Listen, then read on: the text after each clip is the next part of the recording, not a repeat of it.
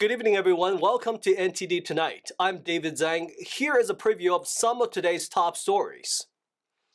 Millions of dollars more to solve California's homeless crisis. The governor acknowledges a state is often criticized over the issue. UC Berkeley faces accusations of unchecked anti-Semitism. A new lawsuit now trying to compel the school to respond to allegations. A pro-democracy activist assaulted during APEC in San Francisco. The victim now pleading with the police to investigate the incident. First up, homelessness in California is a top issue, according to California Governor Gavin Newsom. The state continues to lead the country, claiming more than a quarter of the nation's homeless population. Newsom announced $300 million more towards solving the issue of encampments. NTD's Jason Blair has more.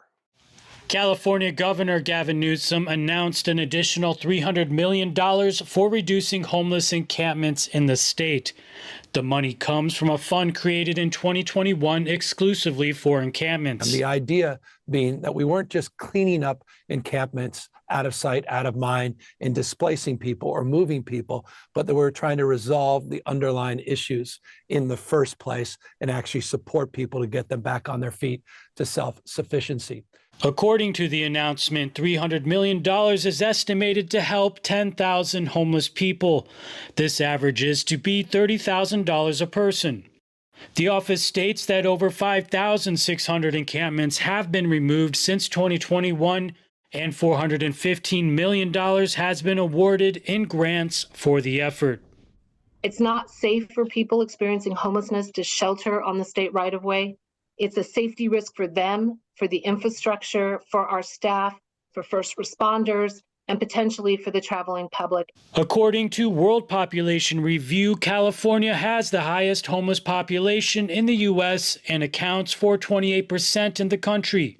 The state is often criticized over the issue.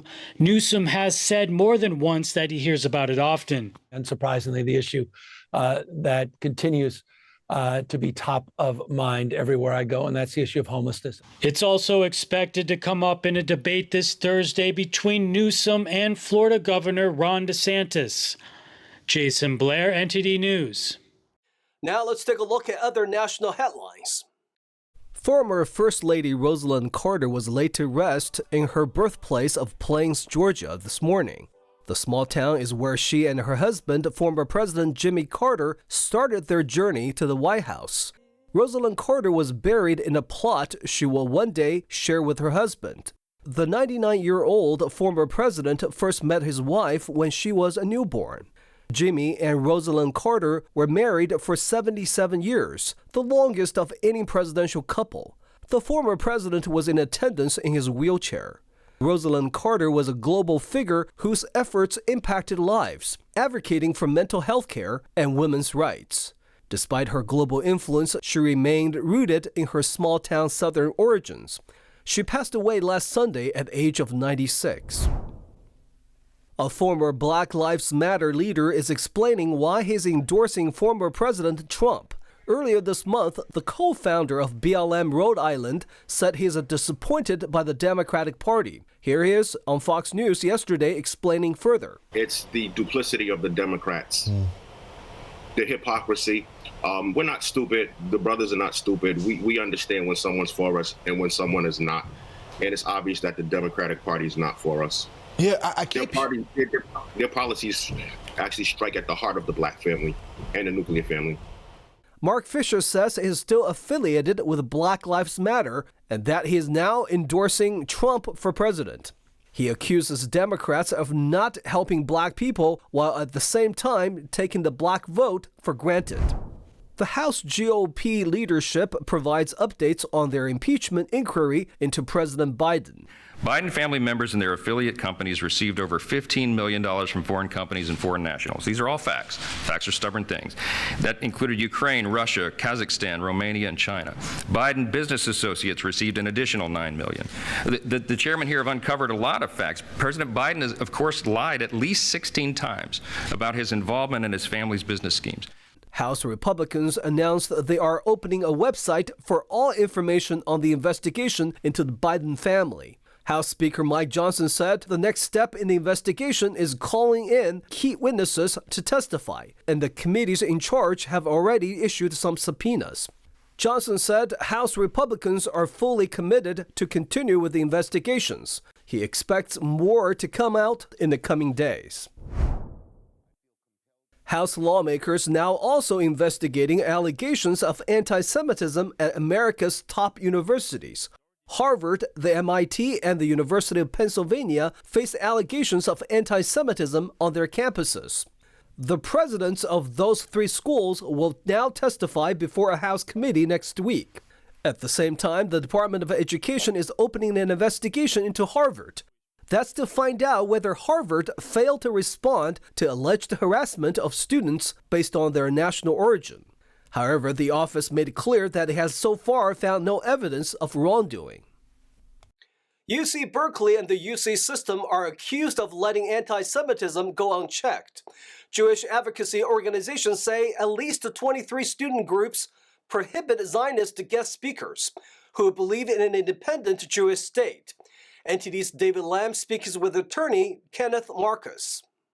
Ken Marcus, chairman of the Louis D. Brandeis Center and former Assistant Secretary of Education for Civil Rights, thank you for joining us. Thank you. Your nonprofit organization is suing UC Berkeley and the UC system, claiming that it has long-standing, unchecked anti-Semitism on campus. So how did this start?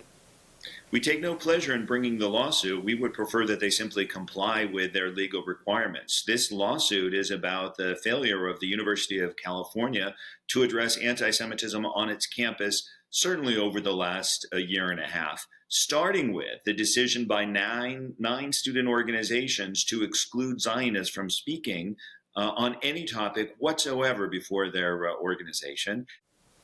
And I understand that you receive many complaints from students. So what are the students saying? We're hearing from students around the country. Jewish students are afraid now because they are feeling such an immense amount of hate since the Hamas atrocities of October 7. Now think about that. In the wake of these atrocities in which Jewish Israelis were tortured, burned alive in some cases, raped, murdered, their corpses in some cases desecrated. In the wake of that, a groundswell of support for the perpetrators. The Berkeley situation is in one sense typical or representative of what we're hearing all around the country, but it is also one of the worst. And some students don't feel protected on college campuses, including a Jewish student who was hit on the head during a rally. Can you tell us about this? The student who was hit on the head with a water bottle was at the University of California at Berkeley, the Sexual Survivors Group. And think about this for a moment. We're talking about women who were brutally victimized once. And then they were told that they couldn't stay in a survivors group because as Jews, they support the state of Israel. So victimized a second time. And then third, the university that they were members of failed to take their allegations seriously, meaning that they were victimized 3 times. That was at the University of Vermont. It was also at the State University of New York at New Paltz. And what are the demands that you're seeking from the UC? They need to establish policies and procedures that ensure that all of their students receive equal protection. That includes Jewish and non-Jewish students, and they need to spell out the rules in a way that is clear and prevents the sort of problems they've had lately. Ken Marcus, chairman with the Louis D. Brandeis Center, thank you so much for your time. Thank you. In a statement, UC Berkeley said it has long been committed to confronting anti-Semitism and recognizes that some demonstrations have been upsetting and frightening to Jewish students, and while it can't censor speech. Quote, student organizations have the First Amendment right to choose their speakers. 3 pro-democracy activists were attacked by a pro-CCP mob after protesting during the recent APEC summit in San Francisco. One victim is now pleading with law enforcement to investigate the crime and arrest the suspects. Here's more detail. Kai-Yu Zhang visited the San Francisco Police Department Wednesday to ask about a case he filed 12 days ago.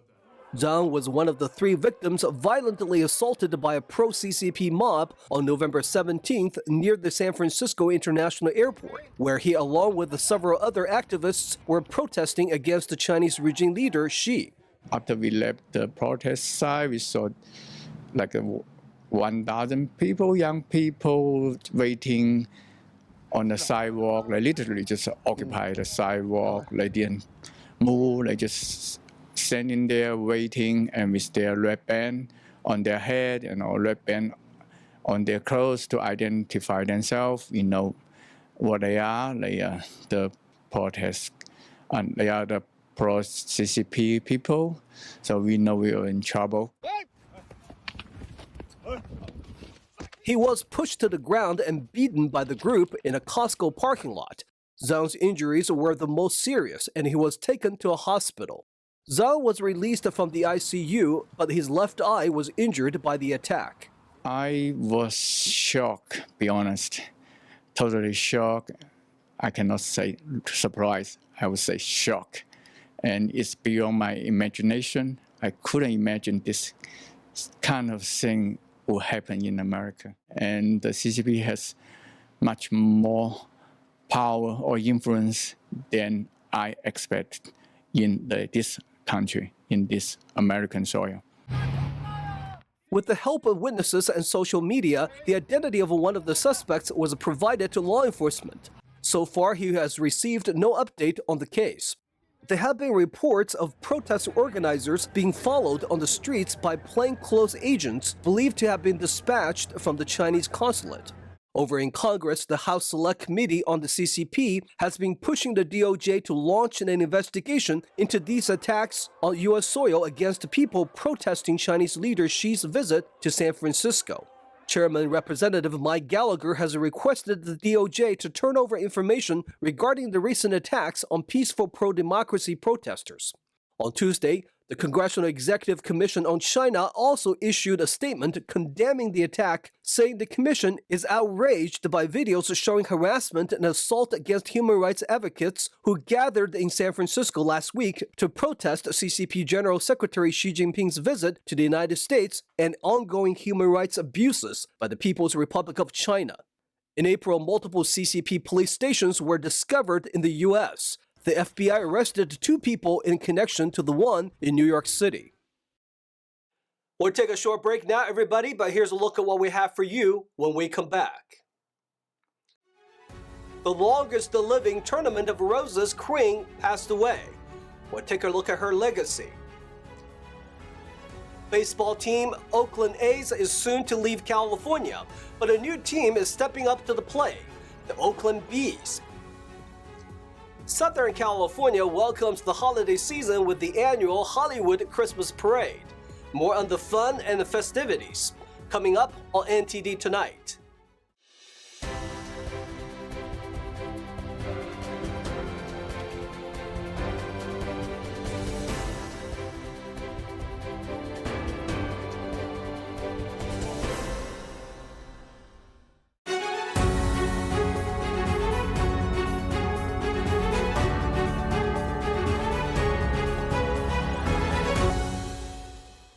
Welcome back to NTD Tonight. I'm your host, David Zhang. The longest living Tournament of Roses queen has passed away. She was over 100. The title is associated with the Rose Parade held in Southern California every year. Margaret Huntley Main, the 1940 Tournament of Roses queen and the oldest living title holder, has died. She was 102. According to the statement from the Tournament of Roses website, Main passed away last Friday in Auburn, California. No cause of death was given. In 1940, she was attending Pasadena City College when she was chosen by the Pasadena Tournament of Roses as Queen of the New Year's Day Parade. Since then, she created the Queen's Alumni Association and annually attended the October Coronation and Queen's Luncheon in December until she stopped traveling in 2019. Maine met every Rose Queen from 1905 to 2020. The Tournament of Roses honored Maine with a 100th birthday party in Auburn. The then tournament president brought Maine's 1940 Swarovski crystal crown to wear one last time. The crown is displayed at Tournament House in Pasadena. Maine taught kindergarten for 22 years in Orangevale, California, and wrote a 6-book curriculum for early childhood. She leaves behind her sons, 7 grandchildren, and 9 great-grandchildren. After the Oakland A's announced their plan to move out of the city, the locals are now starting a new team called the Oakland Bees, and they promise to stay. Oakland is getting a new minor league team, the Oakland Bees, short for Ballers. Entrepreneurs and co-founders are putting the team in the hands of former big league manager Don Wakamatsu, who has deep Northern California ties. In Oakland, sometimes we win, sometimes we lose, but we always bring it, no matter what. Everyone who follows Oakland sports knows that the town has the greatest sports fans on the planet. The minor league Bees will carry on the city's green and gold color scheme. Other than that, they don't plan to be anything like the A's, who are set to depart for Las Vegas. But the Bees promise to never leave town. On Tuesday, the expanded independent club announced plans to play in the Pioneer League starting May 2024. The first home games are set for July at Laney College. The intent is to keep baseball alive in Oakland for years to come. Major League Baseball team owners unanimously approved the Athletics' move to Las Vegas earlier this month. The A's will play at the Oakland Coliseum through the end of their lease next year and could be gone by 2025. The Ballers expect to fill at least some of that void.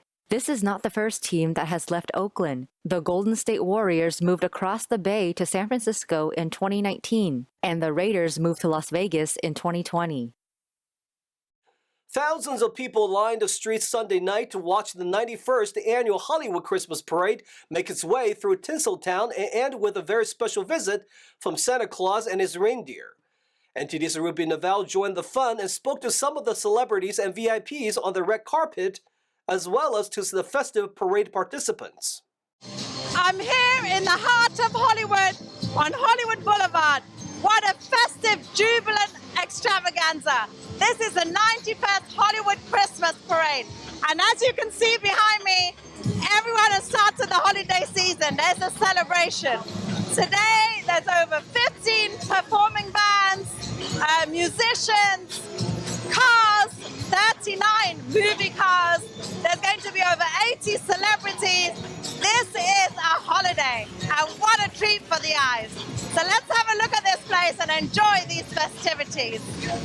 I'm here now with iconic actor and a big supporter of charities himself, Dean Cain. Hello, Dean. I love that guy. He's great. Oh, wait, that's me. How are you? Good. Now, you're one of the hosts here today. Yes. Is this the first year that you've been hosting this fantastic festive occasion? Well, this is the 91st year of the Hollywood Christmas Parade, and it's my 91st year hosting. Oh, right. Well, what is your secret? What have you been eating? You know, it's healthy living. I've never been married, and I'm kidding. It's great fun. It's a beautiful event. It benefits the Marine Toys for Tots Foundation, which I think is amazing. I love Christmas. Even when I was doing Lois and Clark playing Superman, I wrote a Christmas episode for the show because I just think it's a wonderful time of the year. Family on top of each other. You get to reminisce. You get to talk about what the year has brought and not brought. And, you know, it's all too big a family and too small a place. And being a father, anything with kids, I will do anything to support kids. Seeing what our men and women in uniform, whether it's military like these gentlemen, or first responders, firefighters, paramedics, obviously police officers, and all law enforcement. I happen to be a law enforcement officer now as well. Those people are heroes. Happy holidays! We'll be expecting a performance. Yes, we're doing 2 songs for the Hollywood Parade today. I am going to be on the Hallmark float, which is pretty exciting. We got the countdown to Christmas. Hallmark is that kind of Christmas channel, isn't it, of movies? Is the Christmas and you are the epitome of those, like The Bride for Christmas. How many of those Christmas amazing mushy movies have you done? Wow, I've done around 15 now, I guess, 14, 15 of those. Hi, Denise Richards. What is this about for you today, the 91st Hollywood Christmas Parade? Well, for me, it's always about bringing family together and, helping support Toys for Tots, and our youngest daughter is in the front seat. So for her to experience this to see it through her eyes, it's amazing. Christmas is about giving and the spirit of kindness. Absolutely. And the whole Marine Toys for Tots, and there's a big celebration of military and veterans and the less fortunate. What do you feel about that aspect of this Hollywood parade? I am such a supporter of it. I mean, my dad's a Vietnam vet, and also, we definitely support a lot of different charities, and we're here, and our daughter is able to experience, our youngest daughter, and I think it's great. I served both in the Marine Corps and the Army. I loved both services.